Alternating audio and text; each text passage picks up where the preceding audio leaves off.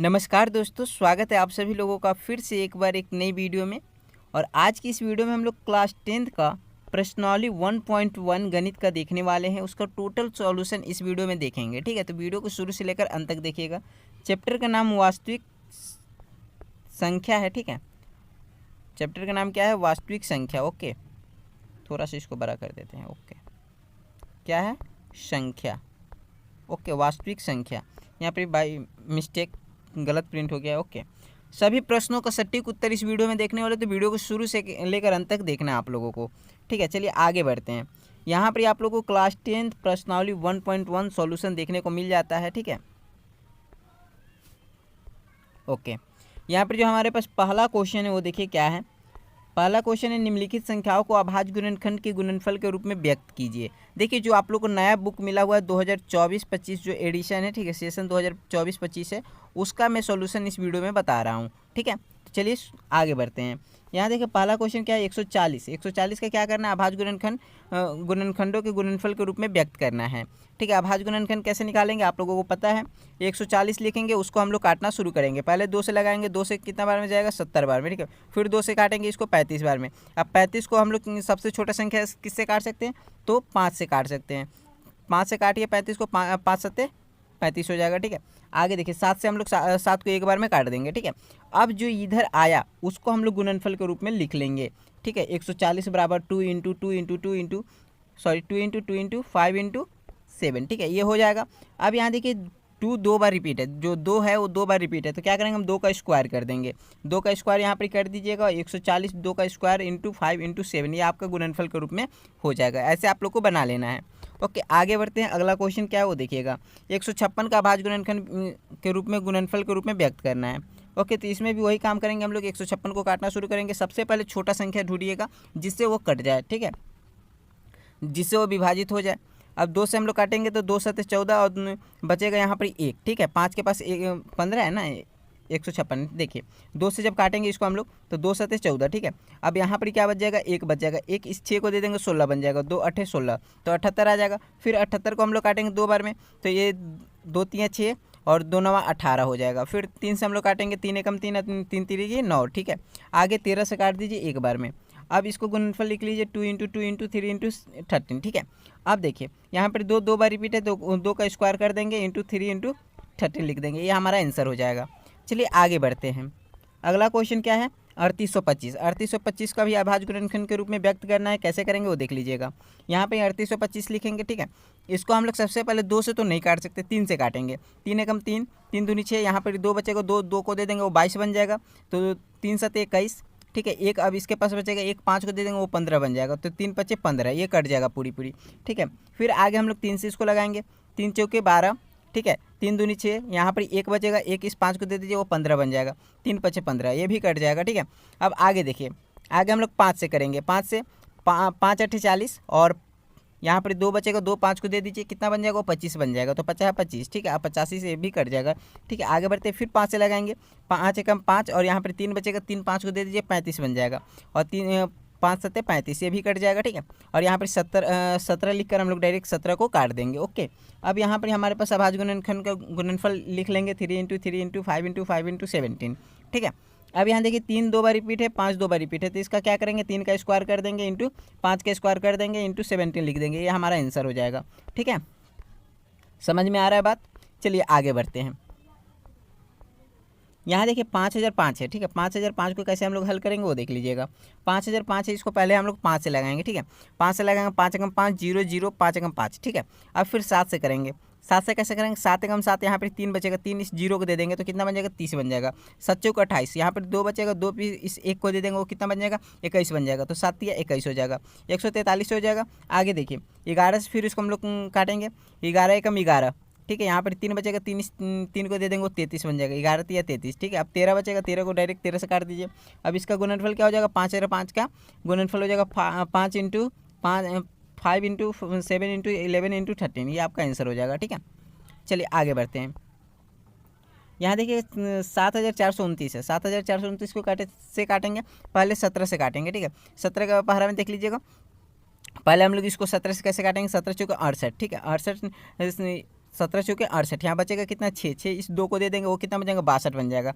ठीक है, 17 तिया 51। ठीक है, यहाँ पर ये हमारे पास 62 है, तो 62 में से 51 घटा दीजिएगा, कितना बचेगा 11 बचेगा। 11 इस 9 को दे दीजिए, फिर 17 17 119, 17 119 पूरा पूरी कट जाएगा। ठीक है, फिर अब 19 से काटेंगे, 19 से काटिए, 19 दूनी 38। ठीक है, यहाँ पर 5 बचेगा, 5 इस 7 को दीजिए, 19 तिया 57, ये 23 से पूरा पूरी कट जाएगा। फिर 23 से हम लोग काट लेंगे, 23 से एक बार में काट लेंगे। ठीक है, चलिए यहाँ पर 7429 है, इसको गुणनफल लिख लीजिए, 17 × 19 × 23, ये आपका आंसर हो जाएगा। ठीक है, आगे बढ़ते हैं, अगला क्वेश्चन देखिएगा। यहाँ पर 2 नंबर क्वेश्चन है, पूर्णांकों के निम्नलिखित युग्मों के HCF और LCM ज्ञात कीजिए तथा इसकी जांच कीजिए कि 2 संख्याओं का गुणनफल इंटू HCF इंटू LCM है। ठीक है, चलिए इसको जांच भी करेंगे हम लोग, पहले उसका HCF और LCM निकाल लेते हैं।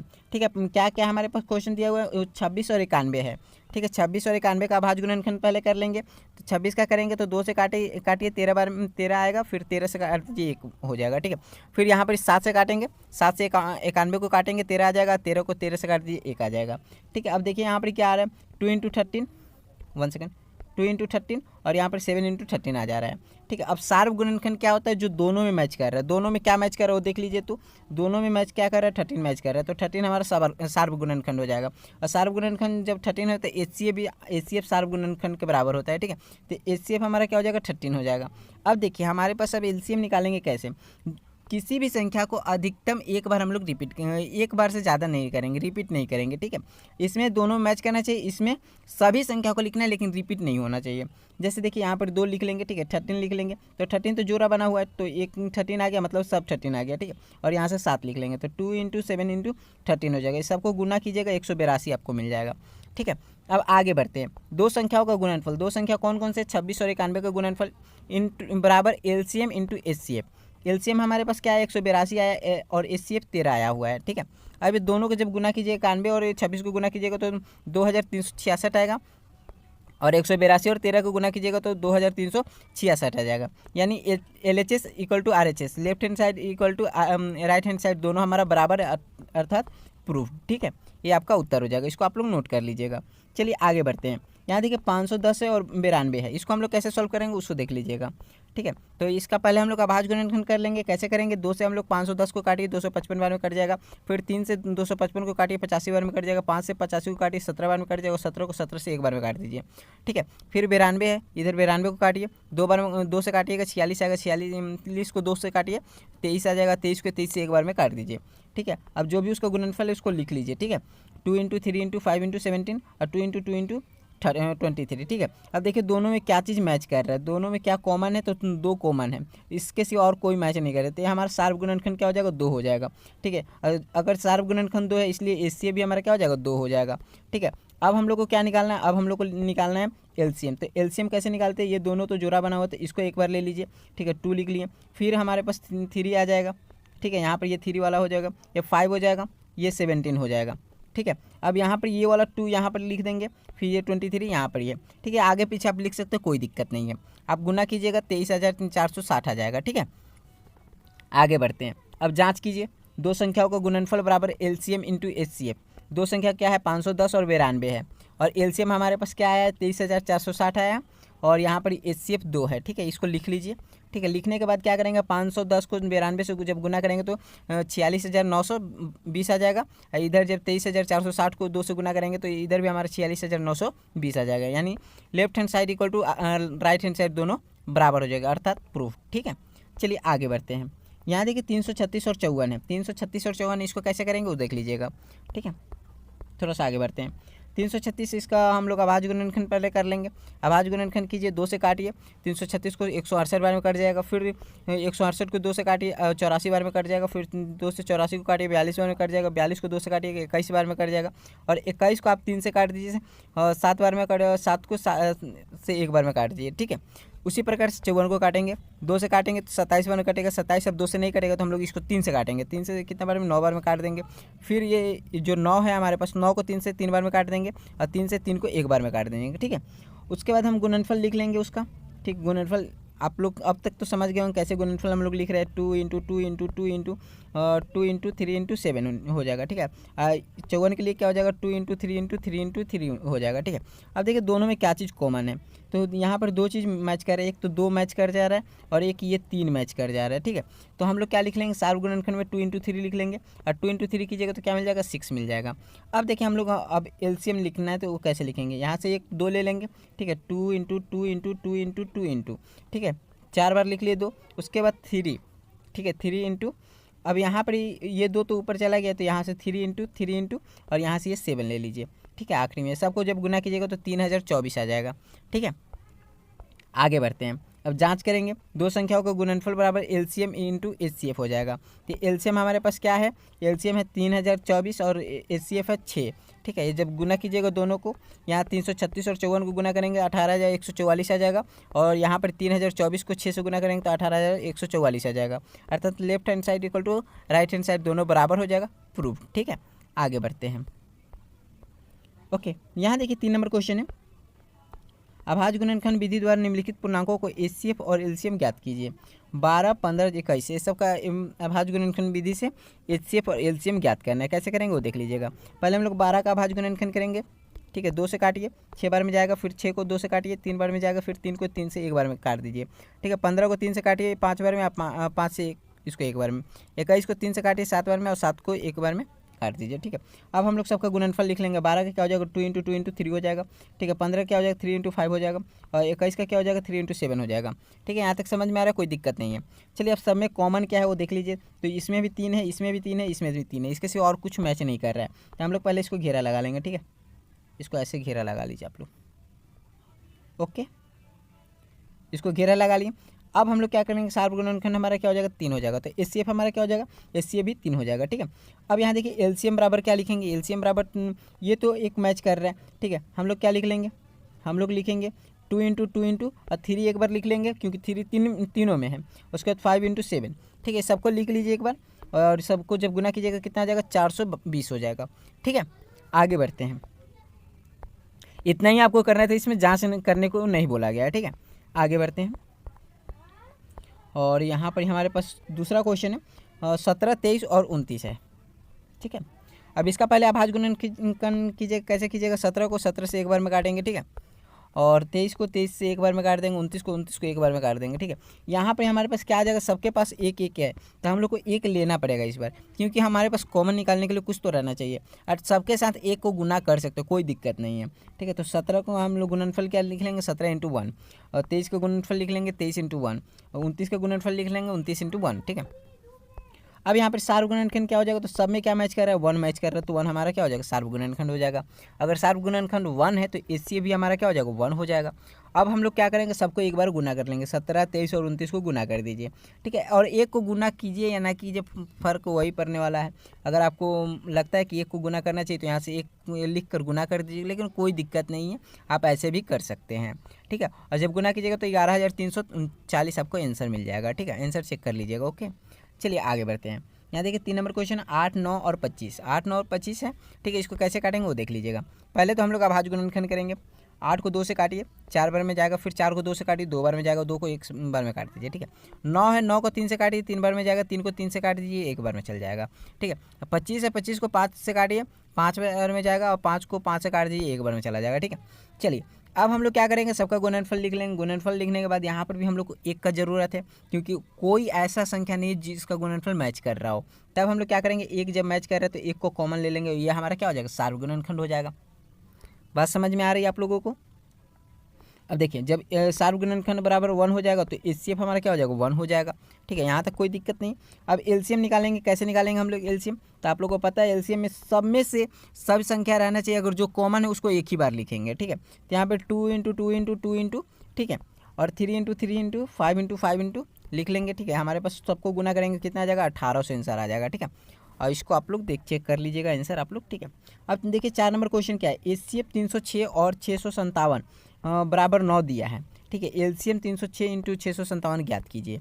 तो हमको क्या दिया है, एचसीएफ दिया है लेकिन एलसीएम नहीं दिया है, हमको एलसीएम ज्ञात करना है। तो क्या दिया गया है, क्या दिया है, एचसीएफ दिया गया 306 और 657 बराबर 9, मतलब ये दो संख्या 306 और 657 है।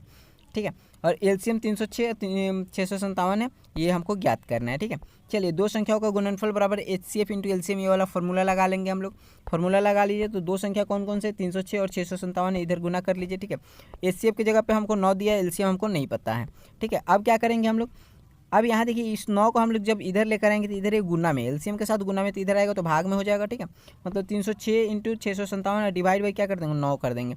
9 से 657 को काट दीजिए, या आपका मन है तो 306 को भी काट सकते हैं, कोई दिक्कत नहीं है। ठीक है, देखिए मैं दोनों करके दिखा सकता हूँ, लेकिन यहाँ पर ये जो चीज़ यहाँ पर बनाया गया उसी को मैं फॉलो कर रहा हूँ। आप लोग ट्राई कर लीजिएगा, 306 को 9 से काट दीजिएगा और 657 से जो भी आंसर आएगा उसको गुना कर लीजिएगा। मैं आपको करके दिखा देता हूँ। जैसे 9 से हम लोग काटते हैं इसको, तो 9 से काटेंगे 9 तिया 27। ठीक है, यहाँ पर 3 बचेगा, 3 6 को दे देंगे और 3 6 को दे देंगे, 9 6 को 36। ठीक है, 34 से 657 को गुना कीजिएगा, आपको वही आंसर मिलेगा। ठीक है, चलिए अब क्या करना है वो देख लीजिए।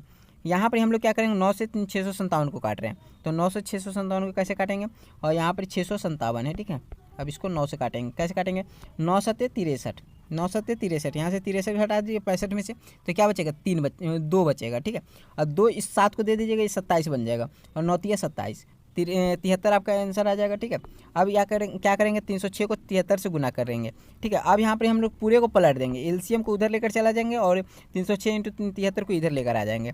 ठीक है, और यहाँ पर एलसीएम बराबर 306 इंटू 73 कर लेंगे, एलसीएम का जब गुना कीजिएगा तो 22,338 आपका आंसर मिल जाएगा। ठीक है, चलिए आगे बढ़ते हैं। यहाँ देखिए 5 नंबर क्वेश्चन है, जांच कीजिए कि किसी संख्या प्राकृतिक संख्या n के लिए संख्या 6n अंक 0 पर समाप्त हो सकता है। ठीक है, इसको हम लोग को ज्ञात करना है। ओके, हल इसको यहाँ पर रहना चाहिए, इधर चला गया पता नहीं क्यों। चलिए कोई बात नहीं, यहाँ हम लोग क्वेश्चन को समझें। जैसे कि हम लोग को जांच करना है कि किसी भी प्राकृतिक संख्या n के लिए, अब प्राकृतिक संख्या क्या होता है, जो गिनती की संख्या उसको प्राकृतिक संख्या कहते हैं। 1 से लेकर जो आप अनंत तक गिनते रह जाइए वो प्राकृतिक संख्या हो जाएगा। ठीक है, अब यहाँ पर n के लिए संख्या 6n अंक 0 पर समाप्त हो सकती है या नहीं हो सकती, हम लोग को पता करना है। मतलब ये 6 का अगर कुछ भी पावर ले तो उसका जो अंक आएगा वो क्या वो 0 पर समाप्त होगा। चलिए आप लोग करके देख लीजिए। 6 का पावर 1 लेंगे 6 आएगा। ठीक है, 6 का पावर 2 लेंगे क्या आएगा, हमको 36 मिलेगा। 6 का पावर 3 लेंगे तो इसको 36 को 6 से गुना कर दीजिएगा, वो आपको आंसर मिलते जाएगा। क्या ये 0 पर कभी समाप्त होगा, तो नहीं। ठीक है, क्यों नहीं होगा वो देख लीजिएगा। यदि कोई संख्या 0 पर समाप्त होना चाहती है तो उसका अभाज्य गुणनखंड में कम से कम 1/2 × 5 आना चाहिए। ठीक है, अब 6 का जब हम लोग अभाज्य गुणनखंड करेंगे तो क्या मिलेगा हमको 2 × 3 मिल रहा है, यानी 2 × तो 5 नहीं मिल रहा है इसमें। ठीक है, चलिए तो 6 का गुणनखंड करने पर हमें क्या मिल रहा है 2 × 5 मिल रहा है, के रूप का नहीं है, 2 × 5 के रूप का इसमें नहीं मिल रहा है। ठीक है, अर्थात यह कभी भी किसी प्राकृतिक संख्या के लिए 0 पर समाप्त नहीं हो सकती। ये हमारा उत्तर हो जाएगा, इसको आप लोग नोट कर लीजिएगा। ठीक है, आगे बढ़ते हैं। यहाँ देखिएगा 6 नंबर क्वेश्चन है, व्याख्या कीजिए कि 7 × 11 × 13 + 13 और 7 × 6 × 5 × 4 × 3 × 2 × 1 + 5 भाज्य संख्या क्यों है। ठीक है, तो चलिए इसको हम लोग कैसे इसको सॉल्व करेंगे वो देख लीजिएगा। माना हम लोग ए किसको मान लेते हैं, ए इसको मान लेते हैं। ठीक है, ए इसको मान लेंगे, बी इसको मान लेंगे। ओके, तो ए माने कि 7 × 11 × 13 + 13 है। अब इस समय आप लोग देख रहे हैं कि दोनों में एक हमारे पास ये हो गया और एक ये हो गया। ठीक है, दोनों में क्या कॉमन है, तो 13 दोनों में कॉमन है। तो 13 को हम लोग बाहर निकाल देंगे तो यहाँ से हमको क्या मिलेगा 7 × 11 मिलेगा, 7 × 11 मिल जाएगा। ठीक है, 7 × 11, क्योंकि ये 13 तो बाहर चला गया है। यहाँ से जब 13 को बाहर ले जाएंगे तो यहाँ पर कुछ नहीं तो क्या मिलेगा 1 मिलेगा, तो प्लस क्या कर देंगे 1 कर देंगे। अब देखिए 7 को 11 से जब गुना कीजिएगा तो 77 आ जाएगा, +1 कीजिएगा क्या हो जाएगा 78 हो जाएगा। ठीक है, इधर 13 लिख लीजिए। अब 13 78 × 1 यहाँ हमारे पास ए आ जाएगा। ये बराबर क्या मिलेगा हमको 13 × 78 × 1। अतः यह एक भाज्य संख्या है, क्योंकि इसके अभाज्य गुणनखंड में एक को छोड़कर 2 और अन्य 2 गुणनखंड है, तब इसको हम लोग क्या बोलेंगे, ये एक भाज्य संख्या है। ठीक है, अगर एक को छोड़कर कोई गुणनखंड नहीं मिलेगा तो उसको बोलेंगे ये भाज्य संख्या नहीं है। ठीक है, आप लोग को रूट संख्या और यौगिक संख्या के बारे में पता होगा। ठीक है, रूट संख्या जो कि एक सिवा किसी और एक और अपने के सिवा किसी और संख्या से विभाजित नहीं होती है, और जो यौगिक संख्या होती है एक और अपने को छोड़कर किसी अन्य संख्या से भी विभाजित हो जाती है। भाज्य संख्या और अभाज्य संख्या आप बोल सकते हो उसको। ठीक है, चलिए अब बी किसको मान लेंगे, 7 × 6 × 5 × 4 × 3 × 2 × 1 + 5। अब यहाँ ये पहला हमारे पास हो गया, दूसरा हमारे पास ये है। ये दोनों में से कॉमन किसको ले सकते हैं, तो 5 को ले सकते हैं। यहाँ से 5 उठा लीजिए, यहाँ से भी 5 उठा लीजिए, ठीक है। जब यहाँ से 5 उठा लीजिएगा तो यहाँ पर क्या बचेगा, 7 × 6 × 4 × 3 × 1, ठीक है, +5, ठीक है। यहाँ पर +1 होना चाहिए, +1 है यहाँ पर, ठीक है, बाय मिस्टेक यहाँ पर गलती हुआ है, ठीक है। यहाँ पर 1 कर लीजिए। इस सबको जब गुना कीजिएगा तो क्या मिलेगा आपको, 1008 मिलेगा, +1 यहाँ पर, ठीक है, +1 कर लेंगे, क्या मिल जाएगा हमको, 1009 मिल जाएगा। बाहर में 5 हमारे पास कॉमन है, तो 5 × 1009 × 1, मतलब यह भी एक भाज्य संख्या है, क्योंकि इसके भाज्य गुणनखंड में 1 को छोड़कर अन्य 2 गुणनखंड हैं, ठीक है। ये आपका उत्तर हो जाएगा, ठीक है। चलिए आगे बढ़ते हैं। यहाँ देखिए 7 नंबर क्वेश्चन है, किसी खेल के मैदान के चारों ओर एक वृत्ताकार पथ है। इस मैदान का एक, मान लीजिए कोई खेल का मैदान है, इसके चारों ओर एक वृत्ताकार पथ है, ठीक है। एक चक्कर लगाने में सोनिया को 18 मिनट लगता है। सोनिया जो है एक चक्कर लगाने में कितना समय लेती है, 18 मिनट लेती है। जबकि इसी मैदान का एक चक्कर लगाने में रवि को 12 मिनट लगता है। रवि कितना मिनट में लगाता है, एक चक्कर 12 मिनट में लगाता है, ठीक है। मान लीजिए कि वे दोनों एक ही स्थान और एक ही समय पर चलना प्रारंभ करके एक ही दिशा में चलते हैं। कितने समय बाद वो पुनः प्रारंभिक स्थान पर मिलेंगे, ठीक है। अब रवि जो है, रवि सोनिया दोनों एक ही स्थान से शुरू करते हैं, ठीक है, चलना शुरू करते हैं, और एक चक्कर लगाने में सोनिया को 18 मिनट लगता है, मतलब ये धीरे चल रही है, और रवि को एक चक्कर लगाने में 12 मिनट लग रहा है, मतलब ये फास्ट चल रहा है, ठीक है। अब यहाँ पर हम लोग से एक सवाल ये पूछा गया है कि ये दोनों एक ही स्थान पे वापस कितने देर के बाद मिलेंगे, कितने समय के बाद मिलेंगे। तो चलिए इसको कैसे निकालेंगे, उसका हल देख लीजिएगा, ठीक है। माना सोनिया एक चक्कर में 18 मिनट समय लगाती है, रवि एक चक्कर में 12 मिनट समय लगाता है, ठीक है। अब देखिए दोनों एक ही स्थान पर एलसीएम निकालेंगे, 18 और 12 का एलसीएम जब निकालेंगे तो हमको आंसर मिल जाएगा, मिनट के बाद मिलेंगे, ठीक है। अब कैसे करेंगे हम लोग, 18 का अभाज्य गुणनखंड कर लेंगे और 12 का अभाज्य गुणनखंड कर लेंगे, ठीक है। दोनों का अभाज्य गुणनखंड कीजिएगा, यहाँ से 2 × 3 × 3 मिल जाएगा, यहाँ से 12 का जब कीजिएगा तो 2 × 2 × 3 मिल जाएगा, ठीक है। अब एचसीएफ निकाल लीजिए, एचसीएफ निकालने का मन है तो नहीं भी निकाल सकते, कोई दिक्कत नहीं है, लेकिन निकाल लीजिएगा, अच्छा रहेगा, ठीक है। क्या दिक्कत है, यहाँ पर हम लोग 3 हमारे पास यहाँ कॉमन है, यहाँ पर 2 कॉमन है, यहाँ पर 3 कॉमन है, 2 × 3 कर लीजिए, 6 मिल जाएगा आपको, ठीक है। अब एलसीएम निकालेंगे, कैसे निकालेंगे, यहाँ से 2 ले लीजिए, यहाँ से 3 ले लीजिए, यहाँ से 3 ले लीजिए, यहाँ से 2 ले लीजिए, ठीक है। तो 2 × 3 × 3 × 2 हो जाएगा, ये सबको गुना कीजिएगा तो 36 आ जाएगा, मतलब दोनों एक ही स्थान पर 36 मिनट के बाद मिलेंगे, ये आपका उत्तर हो जाएगा, ठीक है। यहाँ पर आपका एक्सरसाइज का जो भी क्वेश्चन था वो सब समाप्त हुआ। अब हम लोग उदाहरण के भी क्वेश्चंस देख लेंगे, क्योंकि आपके बोर्ड एग्जाम में उदाहरण से भी क्वेश्चंस पूछे जाते हैं और आपके परीक्षा में भी, ठीक है। तो वीकली टेस्ट हो गया या बोर्ड एग्जाम, दोनों का तैयारी यहाँ पर ही हो रहा है। तो चैनल पर नए हो तो सब्सक्राइब कर लीजिएगा, अपने दोस्तों के बीच वीडियो को शेयर कर दीजिएगा। चलिए आगे बढ़ते हैं। यहाँ देखिए उदाहरण के सवाल हैं। उदाहरण नंबर 1, संख्या 4n पर विचार कीजिए और जहाँ एक प्राकृतिक संख्या है, जांच कीजिए कि क्या n का कोई ऐसा मान है जिसके लिए 4n अंक शून्य पर समाप्त होता है।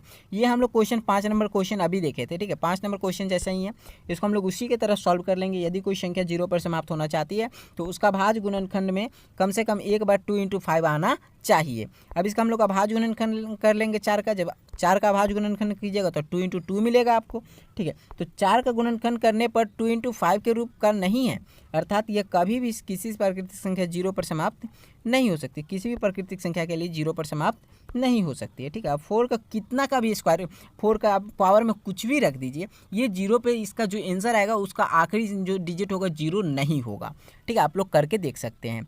जैसे मान लीजिए 2 × 5 बोल रहा है, मान लीजिए हम 2 × 5 मतलब क्या हो रहा है 10, ठीक है, या 20 ले लेते हैं, 20 को भी हो सकता है। जैसे 20 का भाज्य गुणनखंड करेंगे क्या हो जाएगा, 2 से कटेगा 10 आएगा, फिर 2 से कटेगा 5 आ जाएगा, फिर 5 से हम लोग इसको एक बार में काट देंगे, यानी इसका भाज्य गुणनखंड क्या आ रहा है 2 × 2 × 5 आ रहा है, मतलब 2 × 5 इसमें एक बार आ रहा है, मतलब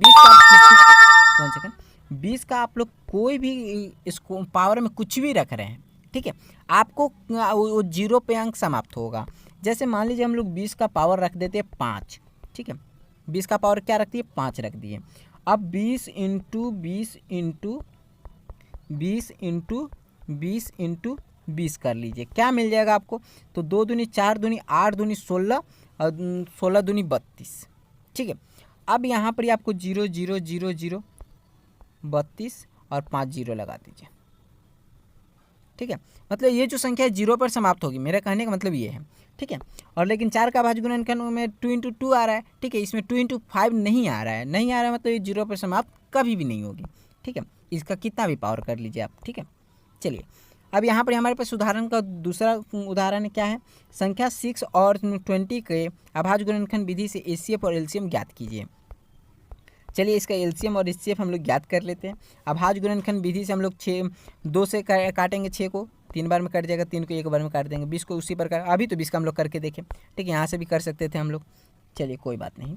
यहाँ 6 का हम लोग गुणनफल लिख लेंगे, 20 का गुणनफल लिख लेंगे, ठीक है। दोनों का लिख लेंगे, दोनों में क्या मैच कर रहा है, 2 मैच कर रहा है, मतलब हमारा सार्व गुणनखंड क्या हो जाएगा, 2 हो जाएगा। एचसीएफ हमारा 2 हो जाएगा। अब हम लोग को एलसीएम निकालना है तो 2 × 3 × 2 × 5 कर लीजिए, आपके पास एलसीएम मिल जाएगा। तो 3 दूनी 6, 6 दूनी 12, 12 25 60, आपके पास 60 आंसर आ जाएगा, ठीक है। इसमें जाँच करने के लिए नहीं बोला गया, लेकिन इसमें हम जाँच कर दिए हैं तो कोई दिक्कत नहीं, आप लोग इसको नहीं नोट कर सकते हैं, या चाहे प्रैक्टिस करने के लिए तो बिल्कुल नोट कर सकते हैं, कोई दिक्कत नहीं है, ठीक है। 2 संख्याओं को गुणनफल बराबर हम जांच करके संतुष्ट हो गए हैं कि यहाँ पर हमारा जो आंसर है कि वो सही है, बिल्कुल, ठीक है। 2 संख्याओं को गुणनफल एलसीएम इंटू एचसीएफ। अब 2 संख्या क्या है, 6 और 20 है, 20 को गुना कर देंगे, और यहाँ पर हमारे पास एचसीएफ क्या दिया गया, 2 दिया गया है, ठीक है। एचसीएफ हमको इधर लिखना चाहिए था और एलसीएम इधर लिखना चाहिए था, उल्टा हो गया, ठीक है, कोई बात नहीं, आप समझ पा रहे हैं।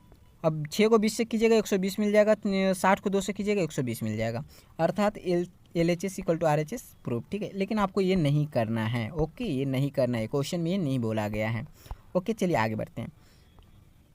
उदाहरण का 3 नंबर देख लीजिएगा। अभाज्य गुणनखंड विधि द्वारा 96 और 404 का एचसीएफ ज्ञात कीजिए और फिर इनका एलसीएम ज्ञात कीजिए। मतलब एचसीएफ और एलसीएम हम लोग को दोनों ज्ञात करना है। कैसे ज्ञात करेंगे वो देख लीजिएगा। पहले तो हम लोग अभाज्य गुणनखंड कर लेंगे, अभाज्य गुणनखंड करने के बाद इसका जो भी गुणनफल है उसको लिख लेंगे। फिर हम लोग 404 का भी अभाज्य गुणनखंड करके इसका गुणनफल लिख लेंगे। दोनों में क्या मैच कर रहा है, 2 2 मैच कर रहा है, फिर 2 2 मैच कर रहा है, और कोई मैच नहीं कर रहा है, ठीक है। तो सार्व गुणनखंड क्या हो जाएगा, 2 × 2 = 4 हो जाएगा, ठीक है। अब यहाँ देखिए हम लोग जब इसका एचसीएफ ज्ञात करेंगे तो ये भी तरीका है, हम लोग फार्मूला से ज्ञात करेंगे। अभी एलसीएम डायरेक्ट नहीं, हम लोग फार्मूला से ज्ञात करेंगे, ठीक है। 2 संख्याओं को गुणनफल बराबर एचसीएफ इंटू एलसीएम लिखेंगे, ठीक है। अब 2 संख्याओं का जो गुणनफल है वो क्या है, 96 और 404 है, ठीक है। 96 और क्या है, 404 है, 1 सेकेंड, हाँ। और यहाँ पर हमारे पास एचसीएफ हमको मिल गया, एलसीएम हमको ज्ञात करना है। तो एचसीएफ बराबर हमारा क्या हो जाएगा, 4 हो जाएगा, एलसीएम हमको नहीं पता है। अब इधर एक गुना में इधर लेकर जाइए, भाग में हो जाएगा, ठीक है। 4 से 404 को 101 से काट दीजिए, ठीक है। अब 96 को 101 से जब गुना कीजिएगा तो एलसीएम और पलट दीजिए इसको, एलसीएम को उधर लेकर चल जाइए और ये 96 × 100 1 को इधर लेकर आ जाइए। जब दोनों को गुना कीजिए तो एलसीएम बराबर हमको क्या मिल जाएगा, 9696, ठीक है। चलिए उदाहरण नंबर 4 देख लीजिएगा। 6 72 120 का अभाज्य गुणनखंड विधि द्वारा एचसीएफ और एलसीएम ज्ञात कीजिए। बहुत ईजी है क्वेश्चन सब, और ये सभी हमको उम्मीद है कि आप लोग पूरा वीडियो देख रहे हैं, और पूरा वीडियो देखने से के बाद आप लोगों को किसी भी क्वेश्चन में किसी प्रकार की कोई डाउट नहीं है। मैं आप लोग को उदाहरण इसलिए बता रहा हूँ ताकि आप लोग का बोर्ड एग्जाम में उदाहरण से भी क्वेश्चंस पूछे जाते हैं, वहाँ पे आप लोग कंफ्यूज ना हो, इसलिए पूरा आप लोग को उदाहरण बता दिया जा रहा है। साथ में आप लोग को पीडीएफ फाइल भी दे दिए हैं, आप लोग डिस्क्रिप्शन बॉक्स से जाकर उसको डाउनलोड कर सकते हैं, या वेबसाइट पे भी आप लोग को इस सारे क्वेश्चंस बना हुआ देखने को मिल जाएगा, वहाँ से भी आप लोग जाकर नोट कर सकते हैं। ना समझ में आए पूरा वीडियो को एक बार फिर से देख लीजिएगा, ठीक है। कहीं पर ही कोई डाउट हो तो आप लोग कमेंट करके बिल्कुल पूछिएगा। चलिए लास्ट क्वेश्चन है हमारे पास, इसको पहले हम लोग सॉल्व कर लेते हैं। 6 का हम लोग पहले अभाज्य गुणनखंड कर लेंगे, 72 का अभाज्य गुणनखंड कर लेंगे, 120 का अभाज्य गुणनखंड कर लेंगे, सबका फटाफट अभाज्य गुणनखंड कर लीजिए। एक और टास्क कर लीजिए, आप वीडियो का भी बंद कर दीजिए और इसको अपने से सॉल्व कीजिए। पहले इसको अपने से सॉल्व कीजिए और उसके बाद वीडियो को देख लीजिएगा, ठीक है। उसके बाद देख लीजिएगा, या आंसर आपको मैच करना है तो वीडियो को नहीं देखना है अभी, ठीक है। चलिए 6 का हम लोग करेंगे, 6 का क्या हमारे पास गुणनफल आएगा, 2 × 3 आ जाएगा। 72 का हम लोग करेंगे 2 × 2 × 2 × 3 × 3 आ जाएगा, ठीक है। 120 का करेंगे 2 × 2 × 2 × 3 × 5 आ जाएगा, ठीक है। अब सार्व गुणनखंड क्या होता है भाई, तो सार्व गुणनखंड जो सब में कॉमन हो, 2 मैच कर रहा है सब में, ठीक है। 3 भी मैच कर रहा है, 3 इसमें भी है और 3 इसमें भी है, ठीक है। तो 2 × 3 हमारा सार्व गुणनखंड हो जाएगा। 2 × 3 जब कीजिएगा तो क्या मिल जाएगा आपको, 6 मिल जाएगा। चलिए आगे बढ़ते हैं। अब इसलिए हमारे पास जो एचसीएफ होगा वो क्या हो जाएगा, 6 हो जाएगा, ठीक है। एलसीएम कैसे ज्ञात करेंगे, एलसीएम सब में सबको एक बार लिखना है, जो रिपीट कर रहा है संख्या उसको भी एक बार लिखना है, मतलब जो सब में कॉमन है उसको भी हम लोग एक ही बार लिखेंगे, ठीक है। तो ये पहले 2 को छांट लेते हैं और इस 3 को छांट लेते हैं, ये सबको हम लोग को एक बार लिखना है। तो पहले हम लोग 1 सेकेंड, इसको आगे कैसे कर सकते हैं, अच्छा ठीक है। यहाँ पर हम लोग क्या लिखेंगे, 2 × ऊपर में तो 3 है उसको आगे इसी में ऐड हो गया, तो 2 × 2 × 2 × और सबसे ज़्यादा 2 कितना बार है, 3 बार है, तो 3 बार 2 को लिख लेंगे। फिर सबसे ज़्यादा 3 कितना बार है वो देख लेंगे, तो सबसे ज़्यादा 3 इसमें मैच कर रहा है 72 वाला में, 3 इंटू 3 मतलब 3 2 बार है तो 3 को लिख लेंगे। अब 5 एक बार है तो 5 को लिख लेंगे। सबको गिना कीजिए कितना आंसर आ जाएगा आपका, 360 आंसर हो जाएगा। ठीक है, अगर जो लोग वीडियो बंद करके बनाए होंगे अपने से, एक बार अपने आप को बता दीजिएगा हाँ कमेंट बॉक्स में कि आप अपने से सॉल्व किया और आपका आंसर जो है कि बिल्कुल सही है। अगर किसी प्रकार की कोई डाउट हो तो आप लोग कमेंट बॉक्स में बिल्कुल पूछ सकते हैं, कोई दिक्कत नहीं है। चलिए फिर मिलते हैं हम लोग अगले वीडियो में। बहुत बहुत धन्यवाद आप सभी लोगों का, अपना पढ़ाई आप लोग जारी रखिए। थैंक यू, जय हिंद, जय भारत। साथ में आप लोग को एक और बात बताते हैं, जो भी आप लोग को वीकली टेस्ट का प्रीवियस जो क्वेश्चन पेपर है वो आप लोग को वेबसाइट पर देखने को मिल जाता है, क्लास 10th वाले सेक्शन में जाकर वहाँ से आप लोग डाउनलोड कर सकते हैं, प्रैक्टिस कर सकते हैं। ठीक है, उसका भी लिंक आप लोग को डिस्क्रिप्शन बॉक्स में देखने को मिल जाएगा। थैंक यू, जय हिंद, जय भारत।